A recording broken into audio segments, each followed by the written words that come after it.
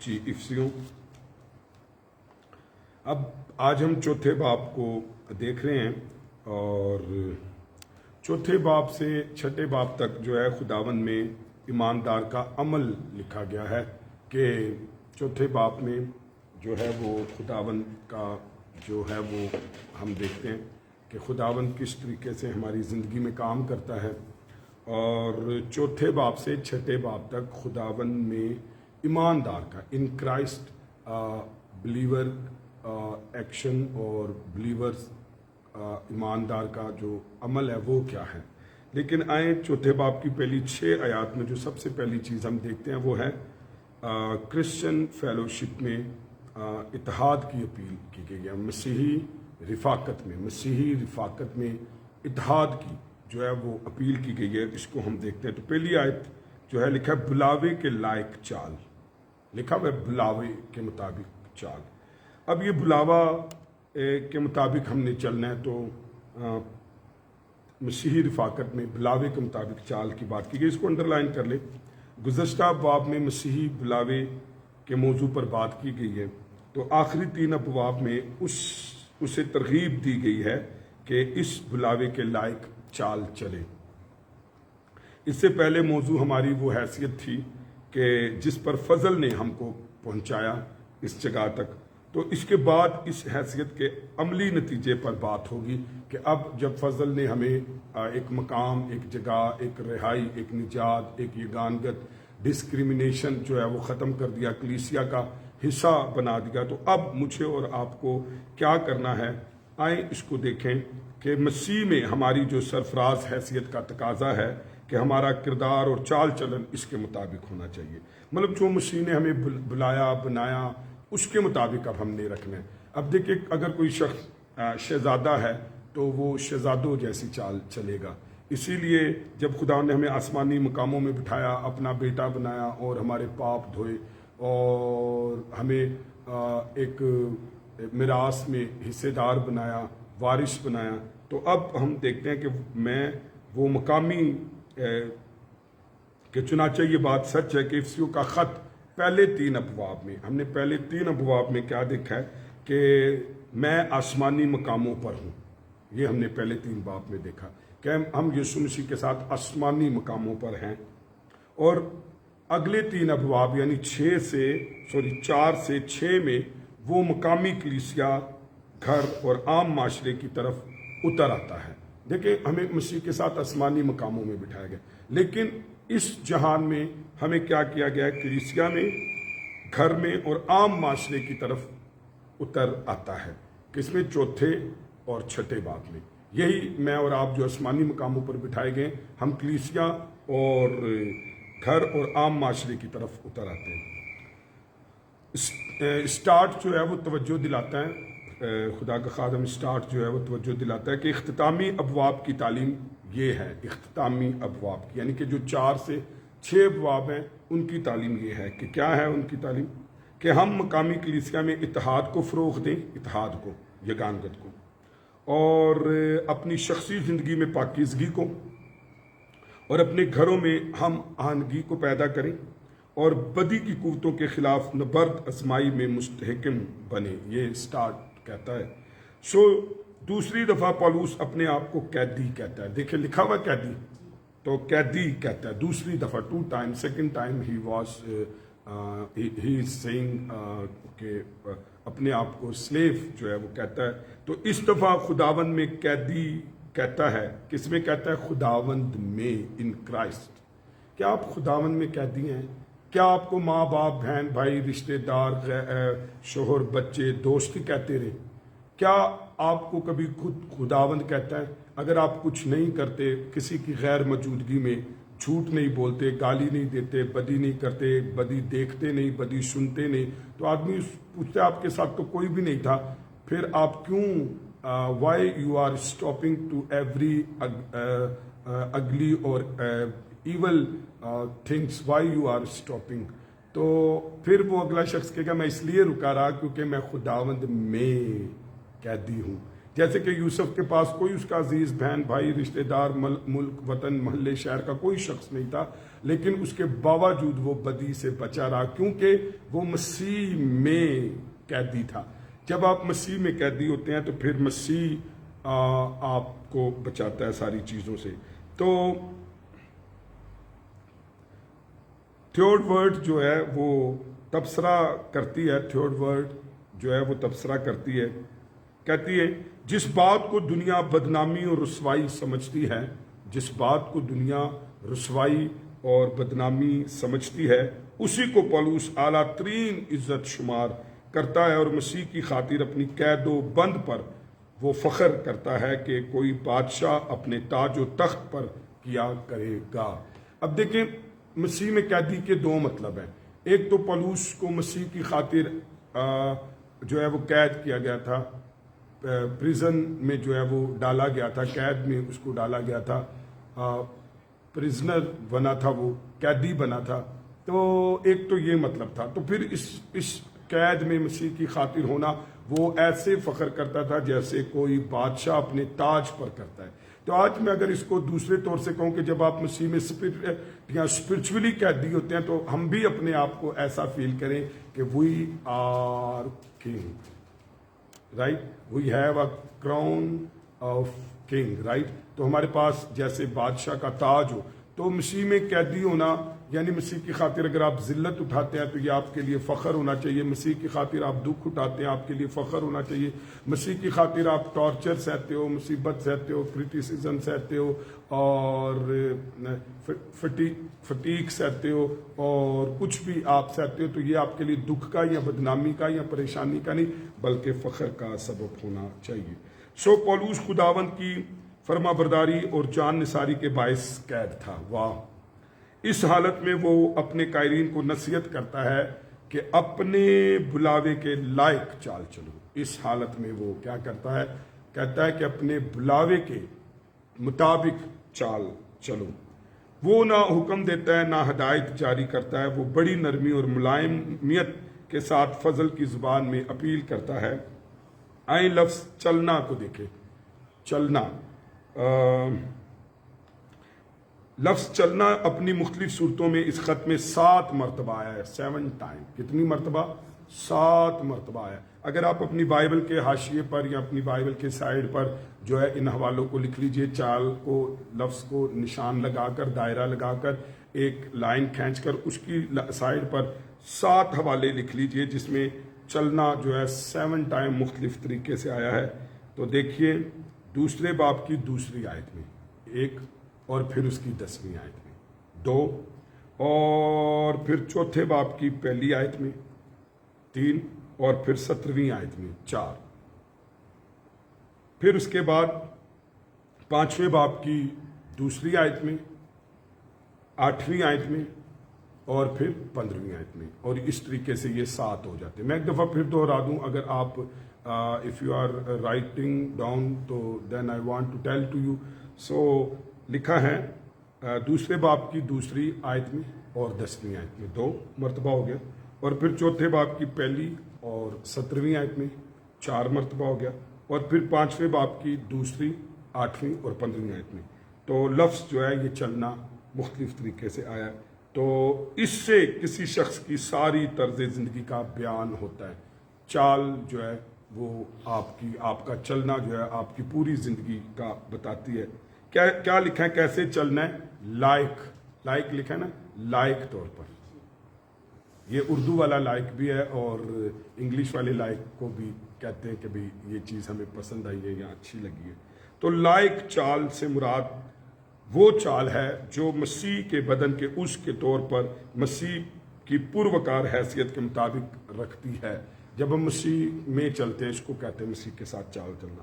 دوسری آیت دیکھیں، دوسری آیت چوتھے باب کی، کیا لفظ لکھا ہے وہاں پر؟ فروتنی لکھا ہوا ہے۔ تو فروتنی کو دیکھیں گے، اس میں حلم کا ذکر ہے، تحمل کا ذکر ہے، اور پھر محبت کا ذکر ہے، اور برداشت کا ذکر ہے۔ اب مسیح میں کیسے چلنا ہے؟ تو زندگی کے ہر شعبے میں مسیح جیسی روح دکھانا ضروری ہے۔ آج میری صبح دعا ہے کہ خداوند مسیح جیسی روح دے دے، مسیح جیسا روح ہم میں نظر آنا شروع ہو جائے۔ تو سب سے پہلے ہمیں چلنا ہے اور لائق چلنا ہے۔ اب وہ چلنے کا طریقہ بتایا کہ کیسے چلنا ہے، تو پہلی بات جو ہے وہ ہے فروتنی۔ فروتنی کو آپ دائرہ لگا سکتے ہیں تاکہ آپ کو پتہ چلے کہ ہم اس پر بات کر رہے ہیں۔ تو فروتنی کیا ہے؟ صحیح فروتنی خدا ان کے ساتھ تعلق رکھنے سے آتی ہے۔ واہ! صحیح فروتنی کس کے ساتھ آتی ہے؟ جب آپ کا تعلق ہوتا ہے۔ گیت کے وسیلہ سے آپ یسوع کے ساتھ تعلق رکھتے ہیں، بائبل کے وسیلہ سے آپ یسوع کے ساتھ تعلق رکھتے ہیں، دعا کے وسیلہ سے آپ یسوع کے ساتھ تعلق رکھتے ہیں، روزے کے ساتھ آپ یسوع مسیح کے ساتھ تعلق رکھتے ہیں، ایمانداروں کی رفاقت میں بیٹھ کر یسوع کے ساتھ آپ تعلق رکھتے ہیں، کلیسیائی تمام انتظامات کے ساتھ تعلق رکھ کر آپ مسیح کے ساتھ تعلق رکھ سکتے ہیں۔ تو مسیح کے ساتھ تعلق رکھنا ہی اصل میں آپ کو فروتن بناتا ہے، اور فروتنی ہمیں یہ شعور دیتی ہے۔ اگر آپ جب مسیح کے ساتھ تعلق ان چیزوں سے رکھتے ہیں تو پھر آپ کو شعور ملتا ہے۔ تو شعور، یہ شعور دیتی ہے کہ ہم کچھ نہیں، اور توفیق دیتی ہے کہ دوسروں کو اپنے سے بہتر سمجھیں۔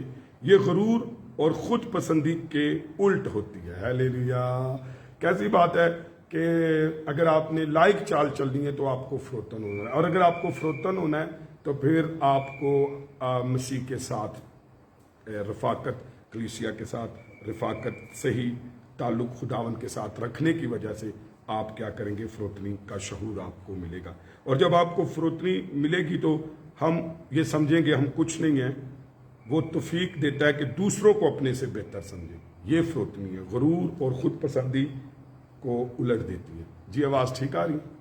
چلے شکریہ۔ آج ہم نے ڈیٹا پر آن کیا ہے، ڈی ایس ایل پر یہ آواز نہیں ٹھیک آ رہی تھی۔ ہم اس کا پتہ کریں گے۔ ویسے تو انٹرنیٹ میں جو ہے وہ پورے پاکستان میں ایشو ہے، تو خداوند سے دعا کریں گے آج کی یہ بھی ٹھیک ہو جائے تاکہ بہتری پیدا ہو۔ اور دوسرا لفظ ہے حلم، ہے حلم۔ اب لائق چال چلنے میں جہاں پر آپ کو فروتنی چاہیے وہاں پر حلم، تو یہ رویہ خدا کے سلوک کو سرکشی کے بغیر اور انسان کے سلوک کو انتقامی روح کے بغیر قبول کرنا ہے۔ حلم کس کو کہتے ہیں؟ کہ آپ سرکشی نہ کریں جب آپ کو خدا کا حکم ملتا ہے، اور جب انسان یا کلیسیائی انتظام کا کوئی حکم ملتا ہے تو آپ انتقامی روح کے بغیر جب آپ اس کو قبول کرتے ہیں، جب آپ اس کو یس کرتے ہیں، جب آپ اس کو مان لیتے ہیں، اپنے خداوند کا حکم، اپنے ماں باپ کا حکم، اپنے پاسبان کا حکم، چرچ کے انتظام کے سامنے آپ اپنا سر جھکا دیتے ہیں، اس کو قبول کر لیتے ہیں، اور یہ رویہ اپنے بوس کا، اور یہ رویہ اس ہستی کی زندگی میں سب سے زیادہ نمایاں نظر آتا ہے جس نے کہا میں حلیم ہوں اور دل کا فروتن۔ ہیلیلویا! متی کی انجیل 11ویں باب کی 29ویں آیت میں ہمارے خداوند کی زندگی میں یہ رویہ بہت زیادہ نظر آتا ہے کہ میں حلیم ہوں اور دل کا فروتن ہوں۔ آج میری بھی دعا ہے میرے اپنے لیے، آپ کے لیے۔ یاد رکھیے جب میں ہر صبح کلام سناتا ہوں، ہر صبح جب میں بائبل اسکول میں یا سنڈے میٹنگ میں یا کہیں بھی کلام سناتا ہوں، تو یاد رکھیے یہ کلام سب سے پہلے میرے لیے، سب سے پہلے میرے لیے۔ I honour word of God, right, I love to word of God, اور میں قطعاً لوگوں کے لیے نہیں پہلے یہ کلام رکھتا، پہلے یہ میرے لیے ہے۔ پہلے یہ بارش میری زندگی پر، پہلے یہ دھار میری زندگی کی ان بڑی ہوئی چیزوں کو کاٹتا ہے جس کے لیے میں بہت شکر گزار ہوں۔ رینہارڈ بونکے کہتا ہے میں اس لیے کلام نہیں سناتا کہ لوگ بچے۔ بہت بڑا دنیا کا مبشر ہے، وہ یہ کہتا ہے کہ میں اس لیے کلام نہیں سناتا کہ لوگ بچے، بلکہ میں اس لیے کلام سناتا ہوں کہ میں بچا رہوں۔ تو میں آپ کو سچ کہتا ہوں، میں ہر صبح جب کلام سناتا ہوں یا میں جب کبھی بھی کلام سناتا ہوں تو وہ اپنے بچنے کے لیے، اپنی بہتری کے لیے، اپنی ترقی کے لیے، اپنے مسیح کے ساتھ جڑے رہنے کے لیے، اس کے پیار کے ساتھ جڑے رہنے کے لیے سناتا ہوں۔ ہیلیلویا! تو ہمارا خداوند متی 11:29 میں حلیم کہتا ہے میں حلیم ہوں اور دل کا فروتن ہوں۔ واہ واہ واہ! تو یہ دونوں باتیں اس میں تھی۔ تو رائٹ، خدا کا خادم رائٹ یوں تبصرہ کرتا ہے، اس کے لفظ سنیے وہ کیا کہتا ہے۔ کہتا ہے کیسا حیرت ناک بیان ہے، وہ ہستی جس نے ساری دنیا بنائی، جس نے ستاروں کو خلا میں بکھیر دیا اور ان کو نام بنام بلاتا ہے، جو ان گنت مجمع انجوم کو ان کی مداروں میں پر قائم رکھتا ہے، جو ٹیلوں کو ترازو میں تولتا ہے اور جزیروں کو ایک ذرے کی مانند اٹھا لیتا ہے، جو سمندر کو چلو سے ناپتا ہے، جس کے سامنے زمین کے باشندے ٹڈیوں کی مانند ہیں۔ جب وہ انسانی زندگی میں آتا ہے تو خود کو حلیم اور دل کا فروتن پاتا ہے۔ واہ واہ واہ! یہ نہیں کہ اس نے کامل انسانی مثال کھڑی کی اور خود کو اس کے مطابق ڈھالا، بلکہ وہ خود وہ کامل مثالی انسان تھا۔ Hallelujah, hallelujah! میں کہتا ہوں اتنی بڑی شخصیت کا انسان بن جانا ہی حلیمی اور فروتنی ہے، لیکن وہ انسان بن کر حلیم اور فروتن بنا، یہ اس سے بھی اعلیٰ اور عظیم بات ہے۔ آئیے تیسری بات دیکھیے کہ لائق چال کیسے چلنی ہے فروتن بن کر۔ آج میری دعا ہے میرے لیے، خداوند مجھے فروتن بنا، مجھے حلیم بنا۔ اور تیسری بات ہے تحمل۔ مسلسل اور طویل اشتعال انگیزی کے باوجود صبر کی روح اور متوازن مزاج کا نام تحمل ہے۔ واو! خداوند اس سچی روح کا مالک کیسا ہے کہ آپ اشتعال میں انگیزی میں ہوں، مسلسل طویل، لیکن اس کے باوجود آپ صبر کریں۔ توازن مزاج کا نام جو ہے تحمل ہے۔ خداوند ہمیں میانہ روی رکھے اور ہمیں بیلنس کرے، کیونکہ یہ ہم خود سے نہیں ہو سکتا، یہ اس کے دیے ہوئے فضل سے، جیسے اس نے ہمیں پہلے 3 باب میں آسمانی مقاموں میں بٹھایا، میراث میں رکھا، اب نیچے جب ہم دنیا میں، معاشرے میں، چرچ میں ہیں، تو اس میں اسی چال کے مطابق، اس بلاوے کے مطابق ہمیں بلایا گیا آسمانی مقاموں میں بٹھانے کے لیے، میراث میں شامل کرنے کے لیے۔ اب اس کے مطابق ہم چال کیسے چلتے ہیں؟ فروتن ہو کر، حلیم ہو کر اور تحمل سے۔ تو تحمل، اس کی مثال یہ ہے کہ تصور کریں کہ ایک بڑا کتا اور ایک پلا اکٹھے ہیں۔ ایک بڑا کتا اور پلا اکٹھے ہیں۔ پلا بڑے کتے پر پھونکتا ہے، پلا کہتے ہیں چھوٹے اس کو، تو اس کو تنگ کرتا ہے اور اس پر حملہ کرتا ہے۔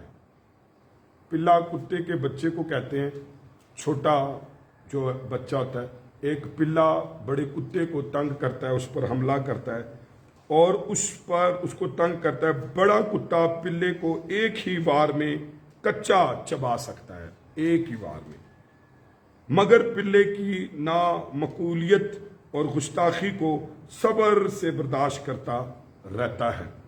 تو یہ اس کی مثال ہے کہ if you have a power اور if you have a strength, you can do everything for others اور for to enemies۔ تو اپنے دشمن کے لیے یا اپنے ستانے والے کے لیے آپ بہت کچھ کر سکتے ہیں، لیکن اگر آپ نہیں کرتے تو اس کو تحمل کہتے ہیں، اس کو صبر کہتے ہیں۔ You can do, you have authority, لیکن اس کے باوجود آپ نہیں کرتے، تو یہ تحمل کی ایک مثال ہے۔ آئیں ایک اور بات، محبت سے ایک دوسرے کی کیا کرو؟ برداشت کرو۔ محبت سے ایک دوسرے کی کیا کرو؟ برداشت کرو، یعنی دوسروں کی خامیوں اور غلطیوں سے درگزر کرنا۔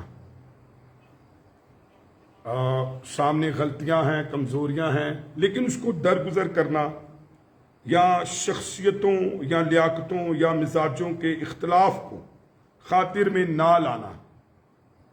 پھر سے سنیے، دوسروں کی خامیوں غلطیوں سے درگزر کرنا، کوئی گل نہیں، معاف کر دینا اور ڈھانپ دینا، کیونکہ محبت یہی کرتی ہے۔ شخصیتوں، لیاقتوں اور مزاجوں کے اختلاف کو خاطر میں نہ لانا، یہ نہیں کہ دل میں تو ناراضگی اور غصے سے جل بھن رہے ہیں دل کے اندر، اور چہرے پر خوش اخلاقی کا نقاب ڈال رکھا ہے، تو اس کا مطلب ہے کہ ان لوگوں سے دلی محبت کرنا جو آپ کو تنگ اور پریشان کرتے ہیں۔ دیکھیں، اگر ایسا رویہ ہے کہ ہمارے دل میں تنگ نظری ہے اور چلن ہے، تو ہم چہرے پر خوش اخلاقی رکھیں، تو یہ ایسا نہیں بتا رہے۔ ہمیں ان کو دلی محبت کرنا ہے جو آپ کو تنگ کرتے ہیں یا پریشان کرتے ہیں۔ آج صبح میری آپ کے لیے ہاتھ اٹھائیے، میری آپ کے لیے اور اپنے لیے دعا ہے کہ خداوند فروتن بنا دل کا، حلیم بنا خداوند، اور تحمل دے خداوند، اور محبت سے ایک دوسرے کی برداشت کرنا سکھا۔ آمین، ہیلیلویا۔ تیسری آیت جو ہم نے اپنے بلاوے کے مطابق چال چلنی ہے، اور وہ ہے روح کی یگانگی صلح کے بند سے بندی رہے۔ روح کی یگانگی یعنی کہ جو روح میں ہمیں اکائی ملی ہے، صلح کے بند سے بندی رہے۔ بنین و انسان میں سب سے بڑی تقسیم جو ہے وہ یہودیوں اور غیر قوم کی تھی، بڑی تقسیم، یعنی کہ یہودی خاص خداوند کے لیے بلائے گئے، اور پھر ساری قومیں جو ہیں وہ ہیچ بن گئی، نامختون بن گئی، اور نیچے آ گئی، نچلے درجے کی رہ گئی۔ کلیسیا قائم کرنے میں خدا نے یہ تقسیم مٹا دی۔ اب جو کوئی یہودی ہو یا غیر یہودی ہو، جب وہ مسیح پر ایمان لے کر آتا ہے تو اس میں اب کوئی ڈسکرمنیشن نہیں رہتا، ہم سب ایک ہو جاتے ہیں اس میں۔ تو مسیح یسوع میں سارے امتیازات ختم ہو گئے ہیں، ڈسکرمنیشن ختم ہو گئی ہے، فرق ختم ہو گیا ہے۔ لیکن ان کی ایک ساتھ زندگی میں یہ بات کس طرح نظر آتی ہے؟ کیا کچھ چپکلش یا کچھ مخالفتیں، کچھ دشمنیاں اب بھی باقی رہ جائیں گی؟ سوال ہے، کیا یہ رجحان کا ایک کلیسیا تو مسیح کی یہودی کلیسیا بنائی جائے اور دوسری غیر قوموں کے لیے کلیسیا تشکیل دی جائے، کیا اس طریقے سے پھر یہ ہٹے گا؟ نہیں۔ تفرقہ بازی اور سلگتی ہوئی دشمنوں سے بچاؤ کے لیے پولس مسیحیوں میں اتحاد یگانگی کی اپیل کرتا ہے۔ سو ان کو جان فشانی کرنی ہے، کس میں؟ روح کی یگانگی میں، کہ we are one, we are unite, تو ہم ایک ہیں۔ اب اسی تے فرق پایا، تو گلویں میں پٹھیاں، تو سوتراویں تے میں جڑا ماں گجر ہاں، تو ہم نے تو اس میں فرق ڈالا ہے۔ پھر ہم نے اس میں فرق ڈالا ہے، تو بلوچستان کا ہے اور میں جو سندھ کا ہے، تو پشاور کا ہے اور میں پنجاب کا ہوں، صرف ہم نے تو اس میں فرق ڈالا ہوا ہے۔ اور پھر آج ہم نے تو ایسے ہی ڈسکرمنیشن ہے کہ نہیں تو آپ فلاں کرسچن ہیں، آپ فلاں کرسچن ہیں، نو۔ مسیح میں ہم ایک ہو گئے ہیں۔ اب نہ کوئی یونانی رہا نہ غیر یونانی، اب نہ کوئی یہودی رہا نہ غیر یہودی، اور اب نہ کوئی مرد رہا نہ عورت، اب ہر طرح کا ڈسکرمنیشن ختم کر دیا گیا۔ اس کو ایک رکھنا ہے، کبھی مت فرق کرنا کہ آپ یہ ہو اور میں وہ ہوں، نو۔ روح القدس انڈر لائن کریں، لکھا ہوا ہے روح کی یگانگی، تو روح القدس نے سارے ایمانداروں کو مسیح میں ایک بنا دیا ہے۔ اب ہم یہ نہیں کہہ سکتے، اگر آج ہم اتنا بھی ڈسکرمنیشن رکھتے ہیں تو یہ خدا کے اس بڑے کفارے کے، اس بڑے کام کا منکر ہونا ہے۔ روح نے ہمیں اب یگانگی بخشی ہے، اب ہمارا ایک مقام، ایک درجہ ہے مسیح میں، ایک معافی ہے، اب ہم میں کوئی فرق نہیں ہے۔ سو اس بدن کے اندر ایک ہی روح سکونت کرتا ہے، اس بنیادی یگانگی کو کوئی چیز برباد نہیں کر سکتی، لیکن باہمی جھگڑے، لڑائیاں، بڑبڑانا ایمانداروں کے درمیان ایسے حالات پیدا کر سکتے ہیں جیسے کہ یہ یگانگی ہی نہیں ہے۔ تو روح کی یگانگی کو قائم رکھنے کا مطلب پتہ کیا ہے؟ ایک دوسرے کے ساتھ صلح رکھنا۔ صلح وہ بندھن ہے جو وسیع فطرتی اختلافات کے باوجود اس بدن کے اعضاء کو کیا کرتا ہے؟ یک جا باندھے رکھتا ہے۔ جب صلح لکھا ہے، صلح نا، جب اختلافات سر اٹھاتے ہیں تو عام رد عمل یہ ہوتا ہے کہ الگ الگ ہو جاتے ہیں اور پارٹی یا بنا لیں۔ روحانی رد عمل یہ ہے کہ بنیادی اور اہم باتوں میں اتحاد اور یگانگی، چھوٹے چھوٹے معاملات میں آزادی اور ساری باتوں میں محبت، ہم میں سے ہر ایک میں اتنی جسمانیت ضرور ہے کہ جو ایک مقامی کلیسیا کے جہاز کو یا خدا کے کسی اور کام کے جہاز کو غرق کر سکتی ہے۔ سو اس لیے ضروری ہے کہ ہم اپنی ذات خام خیالوں کو ڈبو دیں اور خدا کے جلال اور مشترکہ برکت کی خاطر صلح کے ساتھ مل کر کام کریں۔ بولو ہیلیلویا، بولے ہیلیلویا۔ سو آئیں خدا کی شکر گزاری کرتے ہیں۔ تو آگے بڑھتے ہوئے ہم جو ہے وہ चौथी आयत को देख लेते हैं। तो चौथी आयत में क्या लिखा है? एक बदन लिखा हुआ है, एक बदन। क्रिश्चियनिटी में अब कोई डिस्क्रिमिनेशन नहीं है, तो एक बदन है।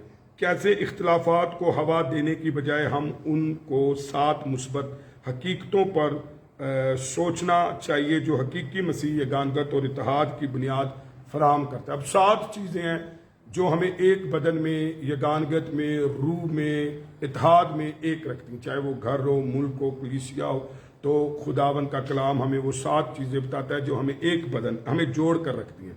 रंगो नस्ल, कौमियत, सकाफत, जुबान, मिजाज के इख्तलाफात के बावजूद बदन सिर्फ बाइबल कहती है एक है। हालेलुया। कलीसिया एक है, मसीह का बदन एक है, उसमें मैं और आप हैं, जो पेंटिकोस से लेकर फिजाई इस्तकबाल तक सारे सच्चे ईमानदारों से तश्कील पाता है। अब ये पेंटिकोस के दिन कलीसिया पैदा हुई और यीशु के फिजाई इस्तकबाल तक ये ज़मीन पर है, तो उस वक्त तक इसमें एक यगानगत है, तश्कील देता है और तफिरकाबाजी को ख़त्म करना है। गिरोह बंदियाँ, पार्टी सच्चाई की राह में रुकावट बनती हैं। सो जब निजात दहिंदा दोबारा आएगा तो इंसानों को के पैदा करदा ये सारे इम्तियाज़ात जो हैं वो उड़ जाएंगे। लिहाजा इसलिए मौजूदा ज़माने में एक ही बात हमारे विरदे ज़ुबान होनी चाहिए, और वो है नामों, फ़िरकों, पार्टियों का काम तमाम हो और सिर्फ यस्सु मसीह ही सब में सब कुछ हो। हालेलुया।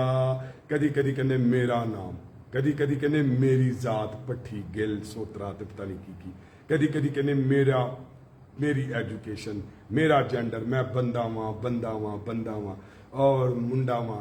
तो हम इस चीज़ों से फ़र्क डालते रहते हैं, लेकिन याद रखिए कि मसीह में हम सब एक हैं और सिर्फ यीशु मसीह ही सब में सब कुछ हो। हालेलुया। अब सुनिए, मैं आपको बताना चाहता हूँ, कुड़ी लिए भी यीशु मरिया, खून बहाया एक एक कतरा, ते मुंडे लिए भी यीशु मरिया और एक एक खून का कतरा बहाया। सोतरे लिए भी, गेल लिए भी, यहूदी लिए भी, गैर यहूदी लिए भी, यूनानी के लिए भी, गैर यूनानी के लिए कीमती खून, कीमती यीशु दिया गया। अब क्या है, मुझ में और आप में यीशु है, इसलिए मैं और आप हम एक हैं, बराबर है। अब आपके अंदर भी रूह कुछ है और मेरे अंदर भी रूह कुछ है, मर्द के अंदर भी है और औरत के अंदर भी है, तो डिस्क्रिमिनेशन नहीं है। आओ हम मसीह में एक हों और माने और उसी को जलाल दे। मसीह यीशु ही सब में सब कुछ है। हालेलुया। आप में यीशु मसीह, आप सब कुछ है। मुझ में यीशु मसीह है, मैं सब कुछ हूँ। आप में रूह कुछ है, आप सब कुछ है। मुझ में रूह कुछ है, इसलिए रूह कुछ को देखिए, यीशु को देखिए दूसरे की जिंदगी में। Then you love to others, तो आप दूसरे से प्यार कर सकेंगे। जब आप ये देखेंगे ये यीशु की छवि पर बनाया गया, जब आप ये देखेंगे यीशु इससे प्यार करता है, जब ये देखेंगे यीशु इसके लिए मरा है, जब ये देखेंगे कि रूह कुछ से ये भरा है, तो फिर ये गानगत रहेगी। एक ही रूह लिखा हुआ है, एक ही रूह, वही रूह कुछ जो एक ईमानदार के अंदर बसता है। पहला करंथियों 6:19 में वही मसीह के बदन कलीसिया में भी बसता है। ओए होए होए होए।